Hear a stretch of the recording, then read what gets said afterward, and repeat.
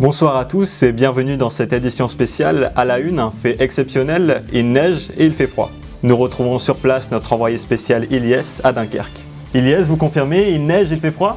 Et oui Ilyes, je vous confirme, il fait froid et il neige. Merci Ilyes pour cette information, vous regardez MCV1, la première chaîne d'information.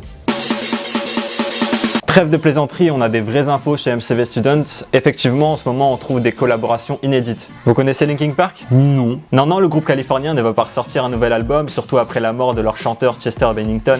C'est la marque Mercedes qui les a contactés pour qu'ils reviennent dans le studio. Que fait une marque de voiture avec un groupe de rock, me diriez-vous ? Eh bien, la marque qui a lancé sa gamme de voitures électriques les trouve bien trop silencieuses. Mercedes, désirant créer un concept sonore chantant pour assurer la sécurité des piétons, s'est donc tourné vers Linkin Park. Je vois une Mercedes chanter du Linkin Park. A. Je la laisse passer. B. Je me fais écraser. Ce n'est pas étonnant quand on sait que le groupe avait déjà collaboré avec la marque allemande pour un spot publicitaire. Rassurez-vous, on n'entendra pas le moteur chanter le refrain de Numb à chaque freinage. D'ailleurs, Tobias Moss, le PDG, a assuré qu'il n'y aura pas que le groupe dans le projet. Toujours musique, mais un peu plus hard cette fois-ci. Vous connaissez sûrement Caris ? Non. Le rappeur Sevrané vient d'annoncer une nouvelle des plus hardcore.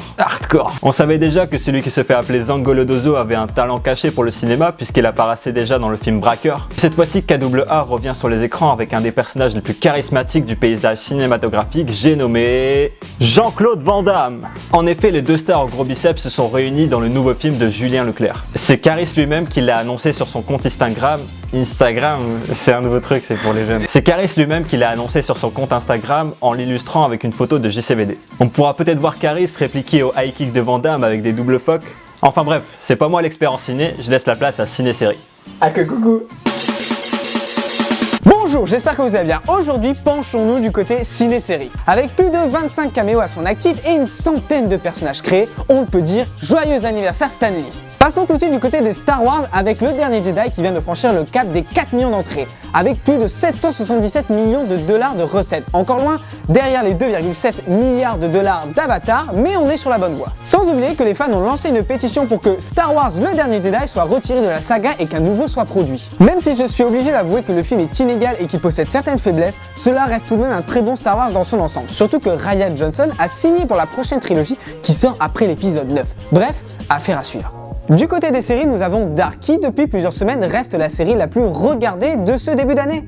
Grande surprise car personne n'avait prévu la réussite de cette série allemande. Rien d'étonnant quand on voit une telle qualité d'écriture et de réalisation. Je vous la conseille vivement. Game of Thrones maintenant, qui a été élue la série la plus piratée de cette année 2017. Rien d'étonnant quand on voit que c'est la série la plus vue de 2017. Il est assez compliqué de calculer les pertes, mais elle serait estimée à plus de 1 milliard de dollars. À partir de ce moment-là, HBO s'est lancé dans une véritable guerre contre le téléchargement. Malheureusement, c'est peine perdue. La deuxième place est bien évidemment décernée à The Walking Dead, qui pendant longtemps a eu la première place. Et pour finir, parlons de Black Mirror et sa nouvelle saison qui vient de sortir le 29 décembre 2017. Comme d'habitude, elle nous promet du lourd et cette ambiance qui lui est propre. Des super acteurs, une super réa, des super scénarios, foncez la voir. Ce sera tout pour moi, maintenant passons au bon plan. Il vous fatigue pas, sérieusement. Faut mater ceci, faut regarder cela. Et si on sortait prendre l'air ? L'air très frais, je vous l'accorde. Malgré l'hiver glaçant, c'est un peu la saison du name dropping. Ouais, c'est un peu ma manière classe à moi, je veux dire que les festoches de la région et alentour commencent à annoncer les noms de leurs artistes. Certes, l'été est encore loin, mais les noms commencent à pleuvoir au compte-gouttes. Vous avez compris la subtilité ? Pleuvoir, compte-gouttes.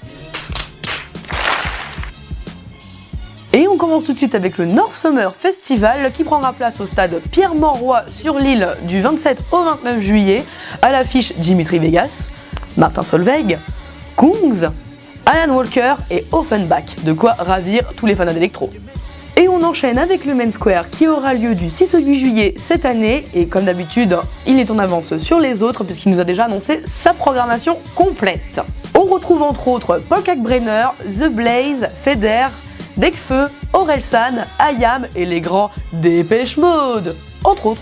On retrouve Polka à Dour du 11 au 15 juillet aux côtés de Amélie Lance, Alt J et Ben Clock, entre autres. On termine cette session festival avec Les Nuits Secrètes qui aura lieu du 27 au 29 juillet où on retrouve Ron, Jane, à nouveau Alt J, Petit Biscuit, Zombie et Panda Dub. La team a d'ores et déjà lancé son tarif Early Bird, 70 € pour 3 jours de festoche, inclus les afters au club La Bonne Aventure, de quoi être chaud bouillant pour un petit week-end estival dans la Véno.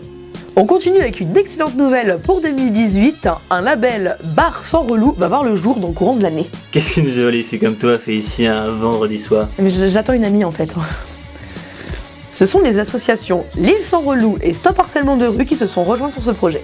Le but est de valoriser les bars qui prennent soin de leur clientèle et qui adoptent le bon comportement face à des situations délicates comme, excusez-moi du terme, mais des sales cons. On termine avec l'application de la semaine, Woomies. Mais Woomies, c'est quoi? Vous êtes à la recherche d'un colocataire pour réduire le coût de votre loyer, mais aucun de vos potes ne veut vivre avec vous? Sous prétexte que vous êtes bordélique et tumultueux? Et vous êtes encore effrayé à l'idée de vivre avec quelqu'un que vous ne connaissez pas encore? Alors cette appli est totalement faite pour vous. Son fonctionnement est très simple. Vous vous inscrivez, vous matchez avec les personnes qui vous correspondent le plus, vous les rencontrez, et si la première impression était en effet la bonne, vous emménagez. En bref, c'est un peu le Tinder de la colocation. Merci d'avoir regardé cette vidéo, c'était le tout premier WhatsApp, alors j'espère que ça vous a plu. Il y en aura encore... Sinon, pour ce soir, c'est... Ah mais toi tu me les brises, tu me casses les... T'es vraiment capot. Un sale misogyne de mes... Tu m'en... C'est clair, il faut que je dise en quelle langue.